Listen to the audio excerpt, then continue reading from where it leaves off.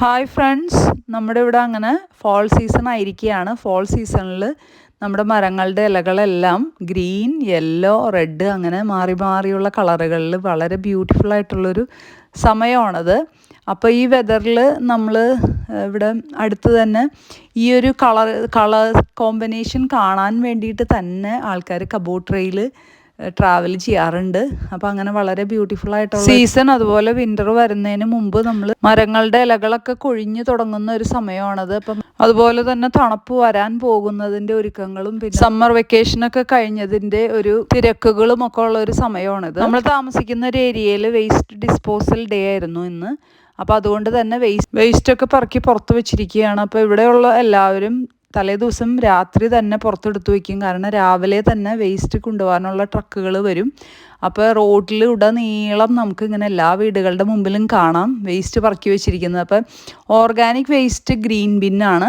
നമ്മുടെ food waste ഒക്കെ വരുന്നത് ഗ്രീൻ ബിന്നിലാണ് ഇടുന്നത്. ഫുഡ് വേസ്റ്റ് മാത്രമല്ല, എഗ്സ് ഒക്കെ വാങ്ങിക്കുമ്പോൾ നമുക്ക് കിട്ടുന്ന കടലാസിൻ്റെ കാട്ടുകൾ, പിന്നെ സമ്മറിലൊക്കെ പ്രത്യേകിച്ച് നമ്മൾ ഈ ഓർഗാനിക് വേസ്റ്റ് ഫുഡ് വേസ്റ്റ് ഒക്കെ ഇടുമ്പോൾ നമുക്ക് ഇങ്ങനത്തെ പേപ്പർ കവറുകളിലാക്കിയിട്ട് ഇടുകയാണെങ്കിൽ പുഴുവൊന്നും വരാതെ നല്ല വൃത്തിയായിട്ട് തന്നെ ഇരിക്കും. ഗ്രീൻ ബിൻ അപ്പോൾ ഓർഗാനിക് ഫുഡ് വേസ്റ്റ് ഒക്കെ ഇടാൻ വേണ്ടിയിട്ട്, ബ്ലാക്ക് ബിൻ നമുക്ക് എന്ത് വേണമെങ്കിലും ഇടാം. പിന്നെ അതുപോലെ വൈറ്റ് കളറിൽ ട്രാൻസ്പെറൻ്റ് ആയിട്ടുള്ള കവർ വേണം. ബ്ലൂ കളർ ആയാലും കുഴപ്പമില്ല. റീസൈക്കിൾ ചെയ്യാവുന്ന പ്ലാസ്റ്റിക് ബോട്ടിൽസ് ഒക്കെയാണ് നമ്മൾ അതിൽ ഇടുക. ഈ ഒരു ഗ്രീൻ ബിൻ നമ്മുടെ മുനിസിപ്പാലിറ്റി തന്നെ നമുക്ക് പ്രൊവൈഡ് ചെയ്യുന്നതാണ്. അത് ഉപയോഗിച്ച് ബ്രോക്കൺ ഒക്കെ ആയിക്കഴിഞ്ഞാൽ അവർ തന്നെ അത് എടുത്തുകൊണ്ട് പോയിക്കോളും. അതുപോലെ അവർ തന്നെ റീപ്ലേസ് ചെയ്യും. അപ്പോൾ ഈ വേസ്റ്റുകളൊക്കെ അങ്ങനെ സെപ്പറേറ്റ് ചെയ്ത് വെച്ച് കഴിഞ്ഞാൽ അവരപ്പം തന്നെ എടുത്തുകൊണ്ട് പോവും. അതുപോലെ ഇനി എന്തെങ്കിലും നമ്മൾ ചെയ്ത് വെച്ചിരിക്കുന്നതിൽ മിസ്റ്റേക്ക് ഉണ്ടെങ്കിൽ അവരതിന് സ്റ്റിക്കർ ഒട്ടിച്ചുകൊണ്ട് പോവും. പിന്നെ കുറേ പ്രാവശ്യം ഈ ചെയ്ത മിസ്റ്റേക്കുകൾ തന്നെയാണ് പിന്നെയും ചെയ്യുന്നത്. നമ്മുടെ ഫുഡ് വേസ്റ്റിൻ്റെ കൂടെ പ്ലാസ്റ്റിക് ഒക്കെ ഉണ്ടെങ്കിൽ അവർ ഫൈൻ അടയ്ക്കേണ്ടി വരും. ഈ കാണുന്നതാണ് മുനിസിപ്പാലിറ്റിയുടെ ട്രക്ക്. ഓരോ സ്ഥലത്തും